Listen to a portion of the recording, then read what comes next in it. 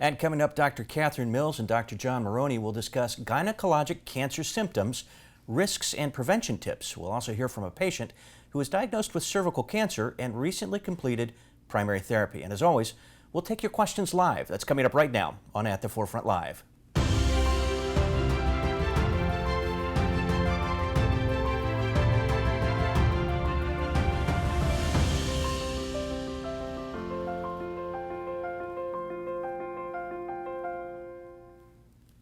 And we want to remind our viewers that today's program is not designed to take the place of a visit with your physician.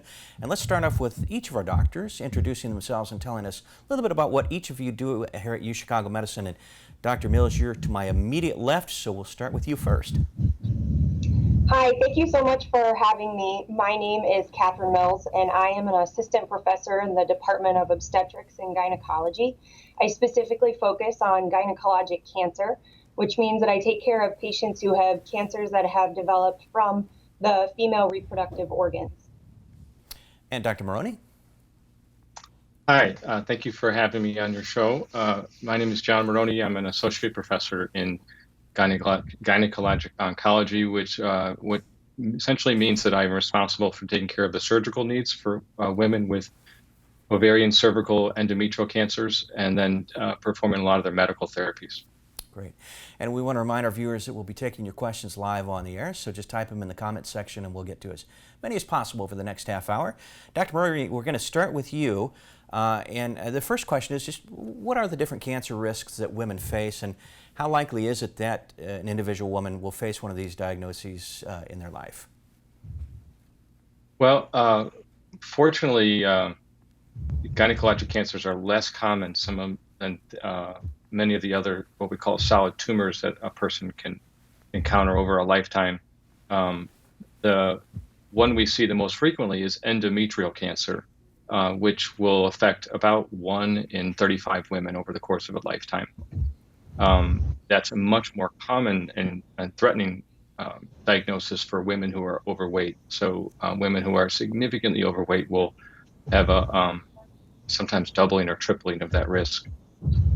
Ovarian cancer, on the other hand, is significantly less common, although it's talked about in a more threatening way. The lifetime risk for ovarian cancer is about 1 in 70, so relatively uncommon. Unfortunately, in our practice, it doesn't feel that way.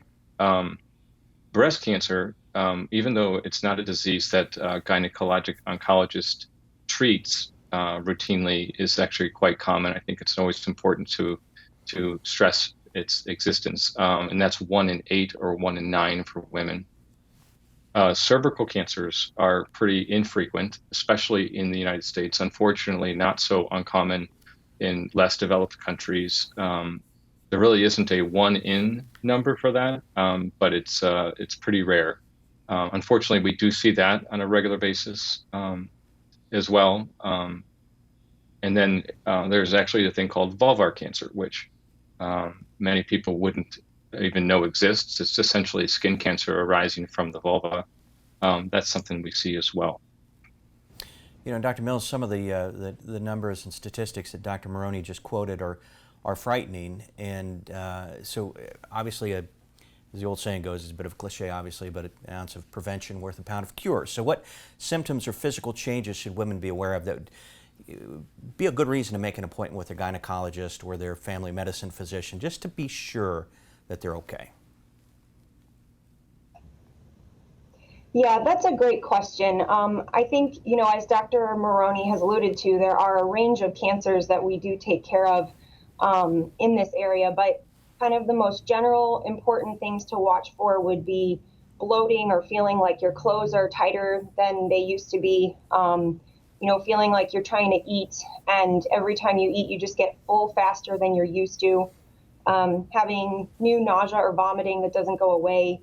Really important to pay attention to your bladder and bowel function. As many women know, from time to time, urinary tract infections and things are common, but if your bladder's just not recovering like it used to, or you're having a lot of constipation. And then lastly, pelvic pain is important.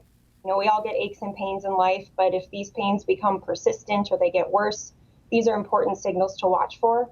And probably most importantly for endometrial cancer in particular, patients who have already gone through menopause, if you start noticing having spotting or bleeding again, this should be a signal immediately to present to a gynecologist or your primary care provider.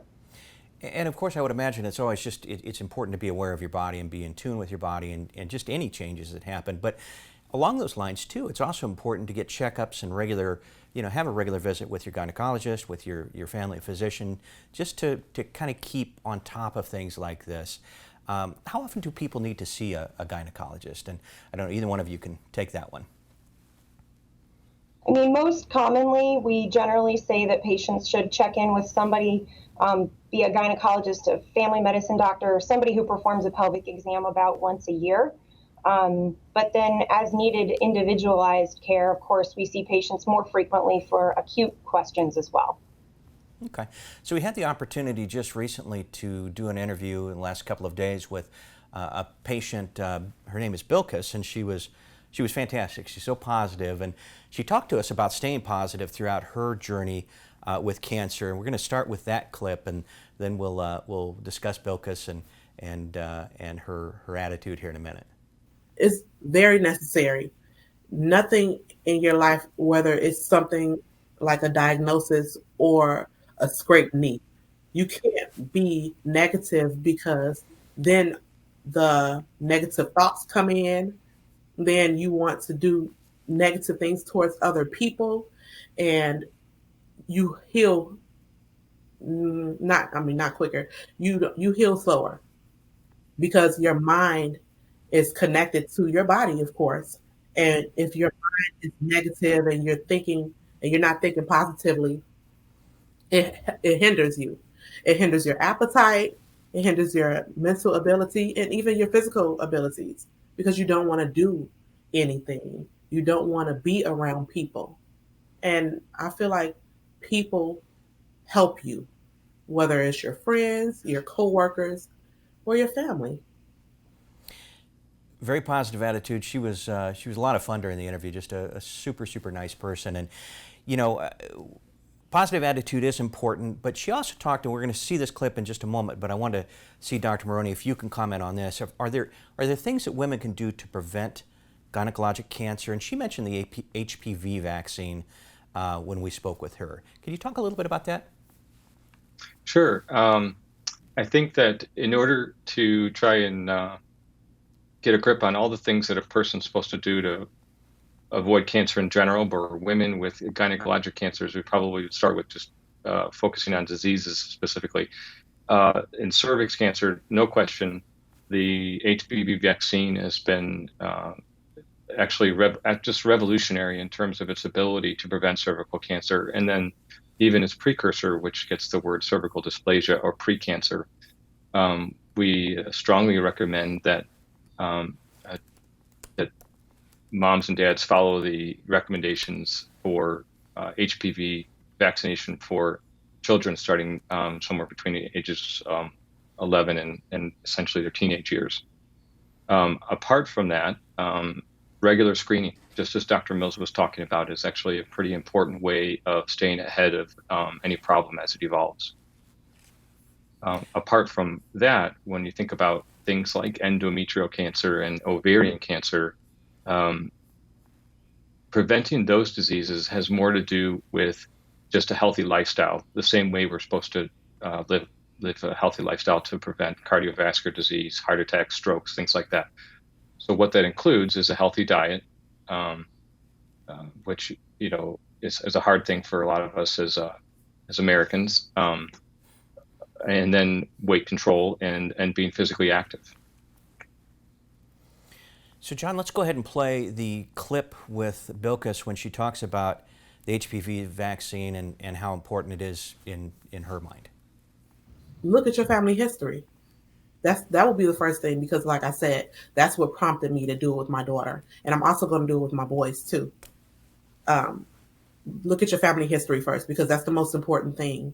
And then the fact that it's so many things going on in the world that we have no control over. This is something that we can have a little bit of control over. It's such an easy thing that's spreadable. And our children there having fun with their friends and drinking after each other. And that's one way that the virus can be contracted. Kissing, drinking after each other, and things of that nature. And I don't want to have to deal with something later on in life with my children and then be beating myself up as a parent because it's something that I could have prevented. You know what I mean? So it's not it's not something that I would recommend for anyone. So that's my main thing: family history and how you feel about your children. Mine are my world, so it's nothing that I won't do. So if I have any control over it, I'm gonna do it. Definitely. And I think we would all agree that we do want to obviously take care of our children. That HPV vaccine is an easy way to help prevent. So, Dr. Mills, if you can talk to us a little bit about COVID and COVID precautions that are being taken, because this is something that comes up on a fairly regular basis. We see this on social media. People are maybe a little bit worried about coming to the hospital. We do a couple of things here that I don't know if you can discuss, but the video visits, but also we're very careful when people do come into the facility. You're probably actually safer here than you would be basically anywhere else. Can you talk about that a little bit? Sure. I think that the concerns from the public regarding coming to the hospital are valid and warranted. So I think, our department and others have tried to really allow accessibility through video visits, to facilitate ways for patients to get in contact with their doctor or to make a new appointment to see a doctor to get the ball rolling on the care that they need. And then secondly, sometimes, unfortunately, patients can't do a telehealth visit or we need to see them in person for an exam. And when patients come here to be seen in the office, I think most of my patients have vocalized how safe they feel here. Everybody is wearing a mask. Everybody is appropriately distanced. The rooms are clean and sanitized between patients so that the risk of transmission is as low as it possibly could be. And I think overall, the biggest message is that if something is going on or you're worried that something is going on, please don't use COVID-19 as a reason not to seek care and to have a delay in care when your doctor is ready and able to care for you. Yeah, we really want to stress that because I've heard some comments from some of our emergency room doctors even about people who have been delaying or not getting care that they desperately need, particularly in a situation like that and with the ED, because they're afraid of COVID. And it's such a safe place. This is actually, again, probably safer than, a lot of places that you're going anyway. So we certainly would encourage folks to come and get treatment if they need it. Can we talk a little bit about the care plan that is involved with somebody that gets a gynecologic cancer? And Dr. Moroney, we hear this from other physicians from time to time, but there really is a team effort that happens with this. A plan is put together that's an individualized plan for that patient. Can you kind of walk us through the steps and tell us, why that is so important? Sure. A new diagnosis of an ovarian cancer or an endometrial cancer requires a lot of planning, and in some situations, fortunately, the problem can be solved almost exclusively with surgery.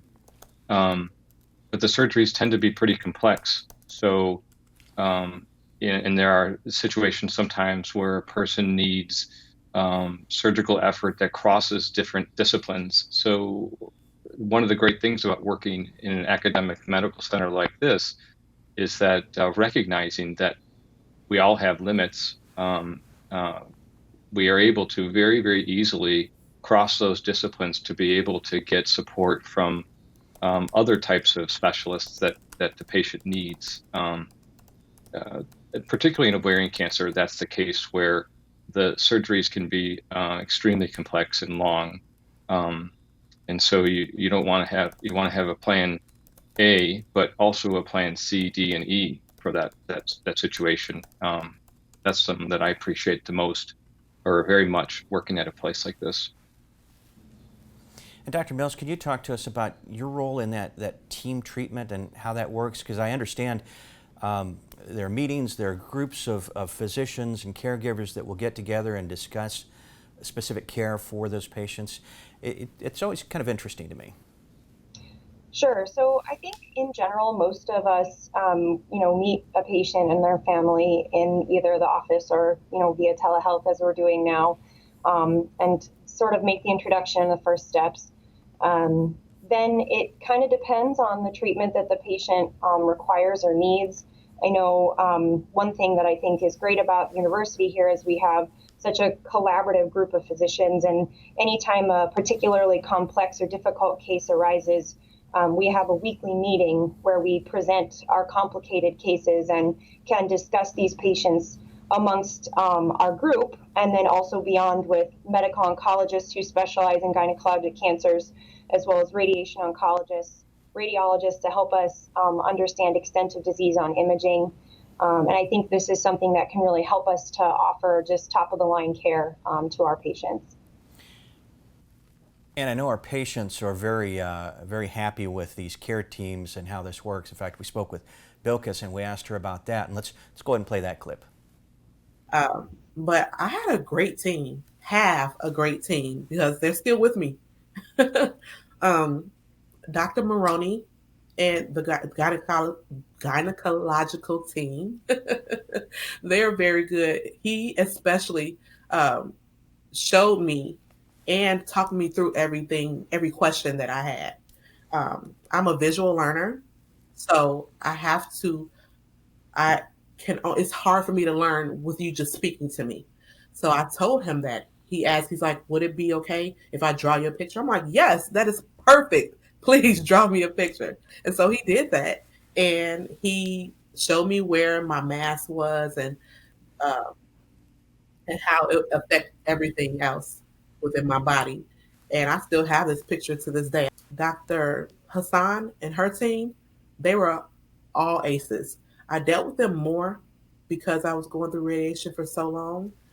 And they did the same thing. Constant communication, extension numbers. I even spoke with Dr. Hassan at length while she was at home with her children and I was at home with mine, about foods to eat. And we had a back and forth about foods she shouldn't feed her kids. So it was kind of funny, but they were really good. I love that because it again, I think it shows how that teamwork works with the patients. It also shows what wonderful folks you all are, because I think it's very important in a cancer journey or any kind of a journey with some kind of physical or disorder.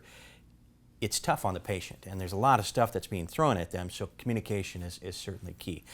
Have a question from a viewer about smoking. Can smoking be related to gynecologic cancer? And does stopping smoking helping reduce the risks? I think smoking can be related to lots of bad things, but I'll let either one of you jump in on that one. Yes. Smoking's bad. So how about stopping smoking though? Does that, I know with your lungs it obviously makes a pretty immediate impact, but will that help you down the road as far as avoiding gynecologic cancers? It does. There's some, I think, debunked historic information to suggest that smoking can decrease a woman's risk for endometrial cancer. But across the board, if you name something related to a health risk that you don't want, smoking will increase it.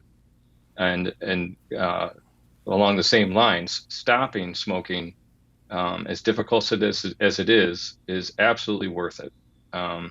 It takes as I understand it, it takes the average smoker 7 to 9 times before being successful, and that's just easier said than done. So, absolutely worth it.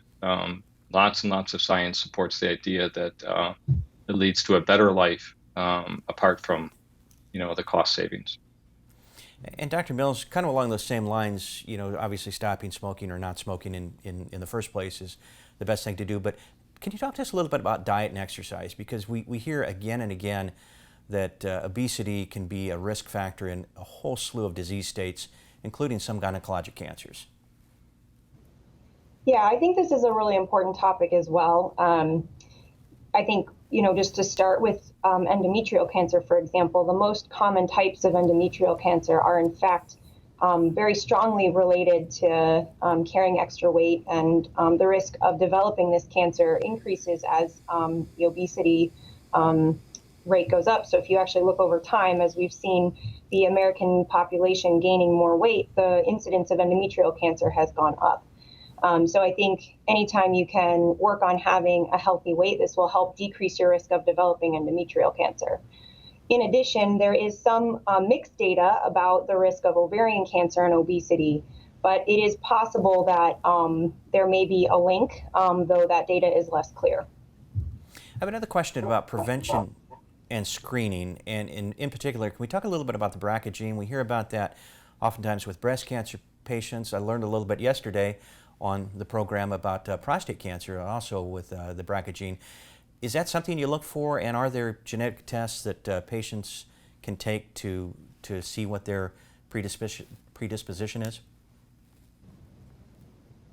Sure. BRCA genes, some people call it the BRCA, and BRCA is the same thing. Basically, it increases a person's lifetime risk for breast ovarian cancer, melanoma, prostate cancer, pancreatic cancer, and a number of other diseases. So it affects both men and women. Screening for the possibility that a newly diagnosed cancer is related to heredity is absolutely a standard for most cancer practices, including ours. So we do that for both BRCA as well as this thing that gets some press called Lynch syndrome, which is essentially a similar but different problem that predisposes women to endometrial cancer, and of course women and men to the development of colon cancer, gastric cancer, and ovarian cancer, among others. One thing I noted that Bilkis mentioned was the idea that your family history matters, and I certainly would echo what she's saying. That is more important for some diseases than others. It doesn't, we found, seem to have all that much connection to cervical cancer, but it's certainly something we pay a lot of attention to with respect to endometrial and ovarian cancer. You know, it's interesting. Speaking of Bilkis, she is, obviously the cancer battle is a difficult one, and great attitude, come through it like a champ. And she has one more clip that I'd like to see if we can play, and this was some good news that she had recently. And John, if we can roll that one, that'd be great. I am cancer-free officially. No more masks. There's nothing in my lymph nodes at all. So I'm very, very happy. Me and my family, very happy. My daughter, in fact, she just took me out this past weekend for a celebration, and she paid for it. She's 12. No, she's 12, and we went bowling and to Applebee's. So we had That is my favorite clip of the entire show right there. Her 12-year-old daughter took her out and paid for it. I mean, how can you beat that? That's really, really awesome. Couple more questions that are coming in. One going back to the weight topic, and again, I certainly understand this one. Jacqueline asked, well, how much extra weight, 20, 30 pounds? I know it's probably kind of hard to narrow that down, but Dr. Mills, if you can give us some thoughts there. Sure. So I think there is less data to suggest an exact number of pounds per person that might be more risky. But I do think, the data is more clear in patients who have a BMI of greater than 30, who actually meet that obesity level definition. Patients who are in the overweight category are probably less clear how much that affects their risk of endometrial cancer development. But obesity is also related to other things that are important, including heart health, our joint and bone health, just overall function, other risks of cancers like colon cancer. So I think it's hard for me to tell you exactly how many pounds to lose, but if you're hitting that BMI category of 30 or above, it's worth talking to your doctor about strategies that might work best for you to help lose some weight. So Dr. Moroney, we have another question from a viewer asking what kind of genetic screening services are available. How does someone go about having that done? Well, from a non-cancer patient standpoint, just a thorough discussion with your primary care physician is probably the place to start. They any all primary care physicians, are versed in the different types of family histories that should trigger a special concern. And then when you combine that with the routine screening that we recommend for women, that's the best place to start. Sounds good. We only have a couple of minutes left, but I want to hit just real quickly on clinical trials, because that's a big part of what we do here at UChicago Medicine, where I think we have the largest portfolio of clinical trials in the Midwest, I am told. So can you talk to us a little bit about clinical trials in general, what they are and why they're so important, in particular in the world of cancer treatment? And either one of you can take this one. We are very involved with clinical trials. We really believe that they provide an opportunity for women with gynecologic cancers to do the best that they can do. It sounds a little bit odd to say it that way, but we recognize that as much as we can be hopeful about enabling someone to get through a diagnosis and be cured, not enough women are cured, and we recognize the only way to fix that shortcoming is to provide more improved therapies, hopefully therapies that require less sacrifice and fewer side effects. So clinical trials are the way to do that. We're very, very active in have a large portfolio of different types of both surgical as well as medical therapies, many of which these days are less toxic than a lot of the chemotherapies we traditionally have used over the years. Dr. Mills, kind of as our parting comment, do you have any information or just a thought that you would want to share with maybe a woman who's been diagnosed? Because obviously I think the first reaction is one of fear, but there is hope. Yeah, it's understandable and expected. I think the majority of patients, when they receive this diagnosis, are extremely fearful.